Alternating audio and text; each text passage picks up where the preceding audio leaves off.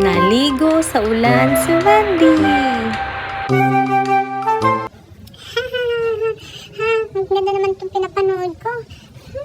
Buti na lang, pinahiram ako ni mama ng cellphone. Sarap manood ngayon ng YouTube. Teka, parang may mga naglalaro sa labas tingnan nga, nasa na yung regalo sa akin ng lolang telescope. Nasa na yan? Ang daming naglalarong bata sa labas. Pupunta pala ako kay mama, magpapaalam ako, maglalaro din ako sa labas. May anak mo nanonood ng YouTube. Mama, pwede ba ako maligo sa ulan? Ang daming naliligo sa ulan maliligo din ako. Ako lang dito sa loob ng bahay Hindi pwede. Alam mo, kagagaling mo lang sa lagnat, tapos gusto mo ngayon maglaro sa ulan. Kumain ka ng merienda doon at magpahinga pagkatapos nagluto ako. Ha? Kakain muna? O sige, ano kakainin? Nagluto ako ng ramen, Wendy. Masarap yung kumain ka muna. O sige, masarap yun. Parang nauto ako ni mama dun Masarap na tong ramen pero gusto ko talaga maglaro sa ulan. Ano kayang gagawin ko? Aha! Hihintayin ko palang makaalis si mama. O kaya, hintayin ko siya manood ng kanyang paboritong palabas sa TV. Tapos, tatakas na lang ako. Magkukunwari ako natutulog. Tama! Sarap na tong ramen. Kainin ko muna. Sarap talaga. Alam na alam ni mama paborito ko ang ramen. Lakas ng utot ko Parang puputok ang tiyan ko. Kapunta na nga ng kwarto. Hihintayin ko na si mama maging busy sa kanyang TV. Ay, sakit ng tiyan ko. Naparami yata ang kain ko. Nakakainis naman. Kailangan ko pang magpanggap para makaligo sa ulan. Baka tumila na ang ulan Hindi ako makaligo. Nakakainis. Makalipas ang ilang minutong pagpapanggap ni Wendy. Tama na ang pagpapanggap. Mukhang busy na si mama sa pagtulog. Aha! Sisilipin ko muna. Yes! Nandiyan ang kanyang kumari. Magchichismos, magmamarites na naman yan si mama. Tatakas na ako doon sa pinto ng kusina. Yes, malakas pa ang ulan. Nandun pa mga kalaro ko, makakapaglaro pa ako sa ulan. At tumakas na nga si Wendy. Tagumpay ang kanyang plano. Yay! Sa wakas! Hello mga pinsan! Kanina ko pa kayo pinapanood dito Mamaya na kayo umuwi Kararating-rating ko lang Ang sarap talaga maligo sa ulan. Hinintay ko pa kasi si mama. Buti na lang dumating si tita. Nagmaritesan muna sila kaya ayun, takatakas ako.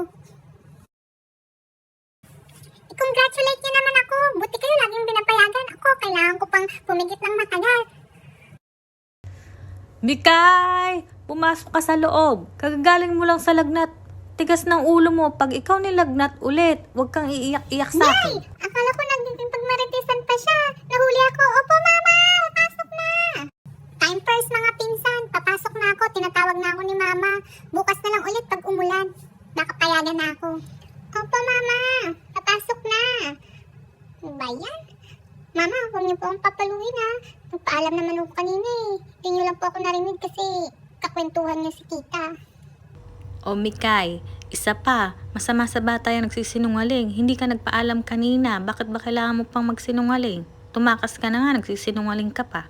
Makalipas ang maraming oras. Sakit ng ulo ko. Mama, nilalagnat yata ako. Nasaan na yung mga gamit ni Lola? Mama, check nga ako. May lagnat yata talaga ako. Sakit ng ulo ko. Pengi ako royal tsaka biscuit. Sorry na mama, makikinig na po ako sa inyo lagi. At saka bawal magsinungaling, Tandaan mo yan, mahal ka ng mama. O mga bata, bawal magsinungaling at dapat makikinig sa Nakipiesta si Wendy sa Batangas. Ang basaan sa San Juan. O Wendy, gumaya ka na. Pupunta tayo kay tita mo sa Batangas, makipiesta. San Juan ngayon, maganda doon.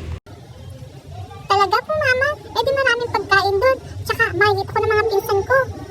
Sige mama, hintayin mo ako. Gagayak na ako. Yehey! Makalipas ang maraming oras.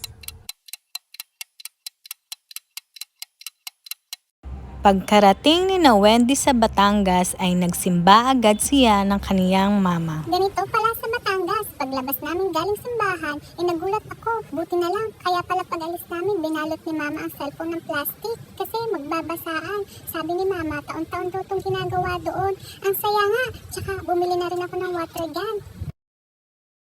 3, 2, 1! Pagkatapos ay nanood kami ng parada. Ang ganda ng parada. Tsaka may parada rin ng lechong baboy. Ang daming baboy na pinaparada. Wendy, ito ang espesyal dito sa Batangas, ang parada ng lechong baboy. Nandyan din ang embutido na masarap pang take out. At syempre, malayo pa lang maaamoy mo na ang kaldereta. Isa rin sa inaabangan ko ang suman kapag kapiyastahan. Sabi nga pala ng tita mo ay gumawa rin siya ng puto. Ang tita mo ang pinaka-the best gumawa ng puto sa barangay namin. Nga pala, yung paborito mo Wendy, leche flan tsaka buko pandan. Pagkatapos ay pumunta naman kami ni mama sa plaza. Nanood kami ng mga palaro. Ito nga pala ang palo sebo. Aakyat yung mga kasali doon sa mataas na kawayan. Siyempre, kung sino makakuha nung flag doon sa taas, siya ang panalo. Ito naman, ang basag palayok. Ang daming pera, tsaka candy pag nabasag yun. Tuwang-tuwa nga ako nung nabasag. Nakiagaw din ako. Meron akong nakuha, 10 piso. Tapos, meron din yung palaro na taas-baba yung maraming nakasabit na titserya. Wala akong nakuha. Pero, bumili na lang ako ng titserya. May 10 piso naman akong nakuha eh. Pagkatapos, pumunta na kami ni mama sa bahay ni na tita. Ang daming tao, lahat ng bahay, may handa sa labas. Pwede kumain kahit sino. Tapos, ang daming handa. May lechon din si na tita, kaya ang dami kong nakain. Tapos, may pabidyo okay pa. Pagkagabi, pumunta naman kami ni mama dun sa carnival. Ang ganda. Ang lalaki ng mga palaruan. Sumakay ako dun sa Ferris wheel. Sinamahan ako ni mama. Nanood din muna kami ng fireworks.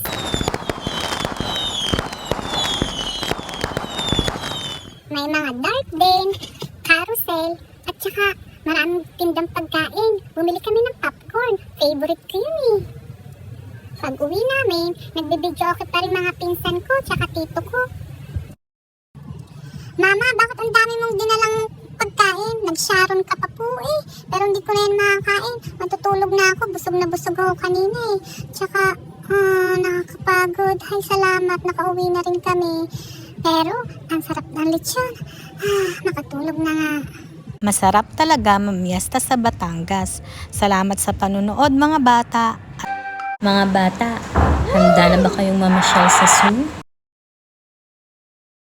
Wendy, ang aga mong nagising palibhasa pupunta ng super, pagpapasok sa school, late ka nang gumising. Kumain ka na ng paborito mong ramen. Thank you, Mama. Alam mo naman paborito ko to eh. Tsaka first time kong pupunta ng zoo, kaya excited ako. Tsaka, di naman kong loging late gumising, no? Minsan lang. Ang sarap talaga ng ramen mo, Mama. The best ka talaga. Sige po, Mama. Busog na busog ako. Gagayak na ako, Mama. Bibilisan ko. Promise. Hintayin niyo ako, Yehey! Nandito na ako sa zoo. Ang ganda dito, Mama. Tara na, tara na. Welcome sa zoo. Maraming wild animals sa loob, kaya matutuwa kayo mga bata. Nako, dahan-dahan. Iha, dahan-dahan. Yes! Excited na ako. Gagamitin kong bigay na telescope ni Lola, Mama. Mga bata, eto nga pala ang deer at monkey. Wow, Mama! First time ko makakita. Ang ganda, lalo pag dito ka po tumingin sa telescope na bigay ni Lola. Yung mga bata, wala. Ako lang meron. Ang ganda. Ang laki nila dito. Huwag masyadong maingay kasi malinaw ang kanilang pandinig at paningin. Dito naman tayo. Eto naman ang hedgehog. Ang ganda nila, di ba? Wow! Oo nga! Mama, ang ganda! Tingnan mo dito! I-zoom ko pa. Palalaking ko pa. Yung malaking-malaki. Yung malaking-malaki. Yes! Eto nga! Ganito nga! Cute-cute nila. Mga bata, eto naman na ang bear. Lagi niyo itong napapanood sa TV na mabait, pero dito wag kayo masyadong lumapit ha. Baka mamaya kayong kainin yan. Hala.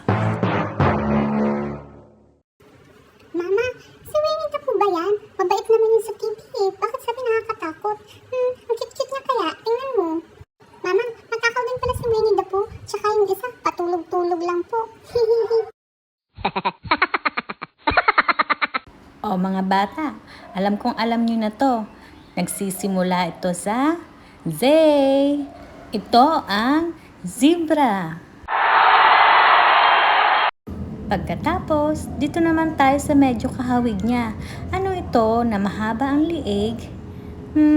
Mga bata, gusto ko sa inyo manggaling. Alam ko, brilliant kayo eh.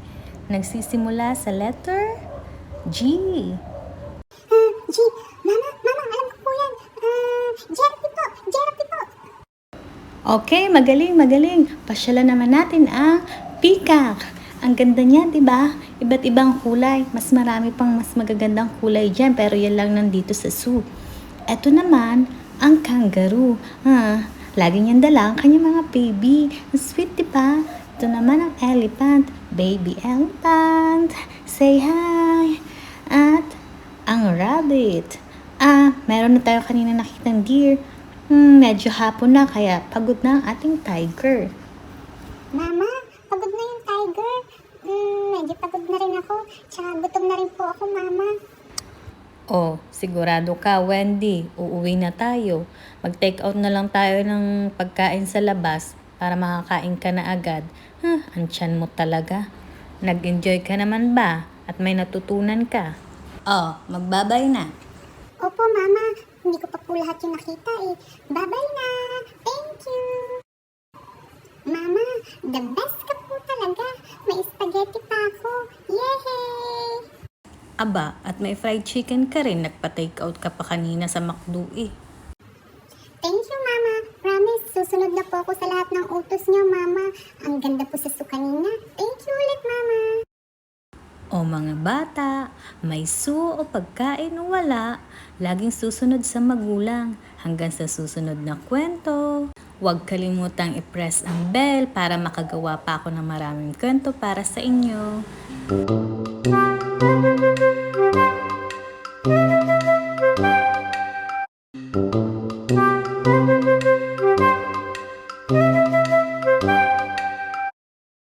Mga mami and kids, ang bagong kwento natin ngayon ay tungkol sa pag-aagawan ng remote ni Chichay at ni Kuya Kaloy. Ang saya-saya talagang manood ng TV mag-isa.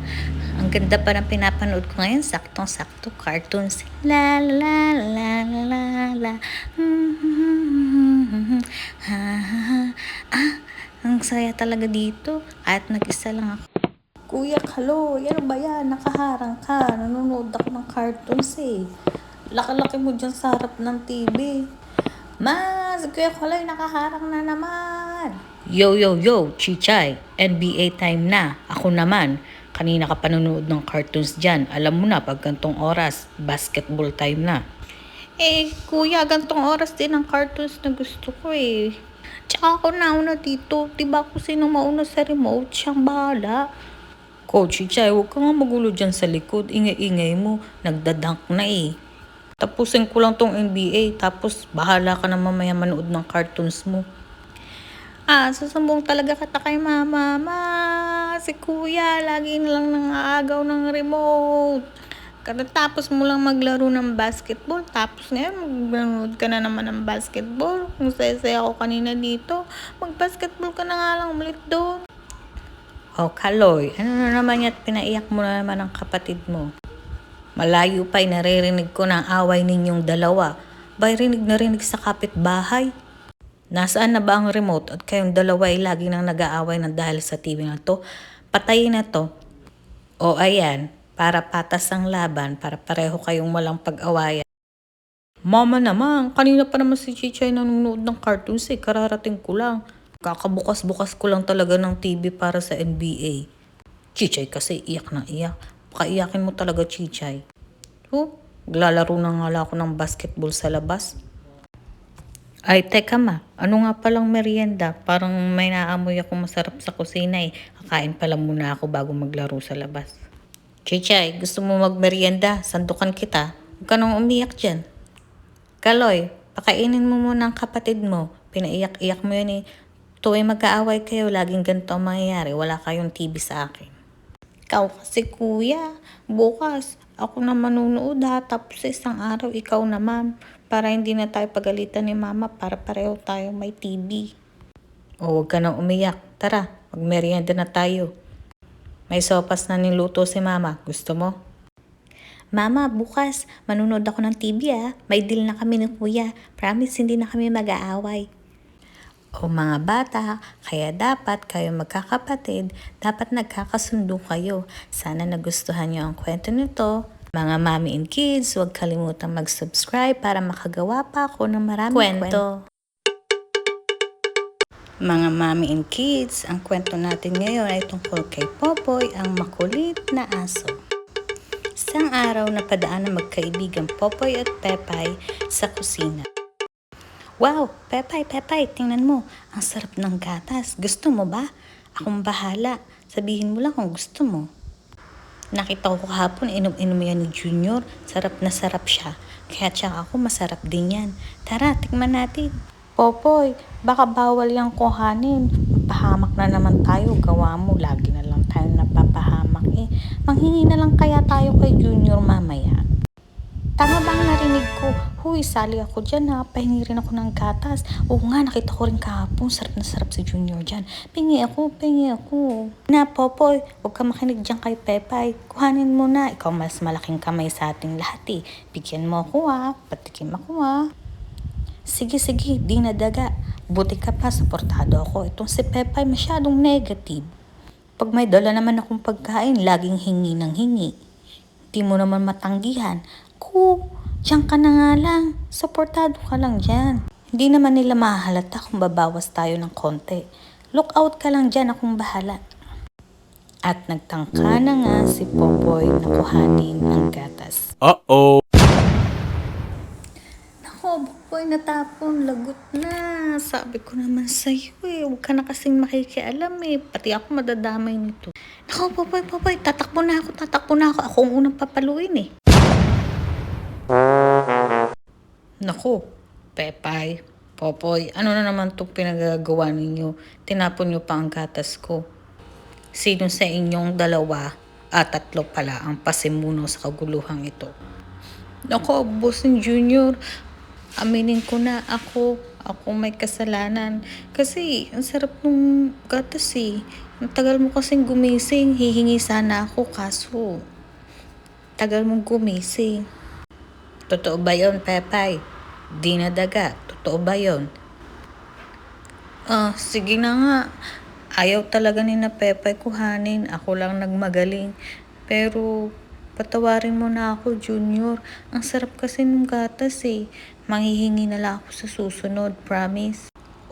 Dahil inamin mong kasalanan mo at hindi ka na nagsinungaling, eto na, bibigyan na kita. Marami pa namang laman tong gatas, Popoy. Huwag ka nang mag-alala. Basta sa susunod, manghihingi ka lang ha, para hindi na matapon at masayang ang gatas, bibigyan naman kita eh.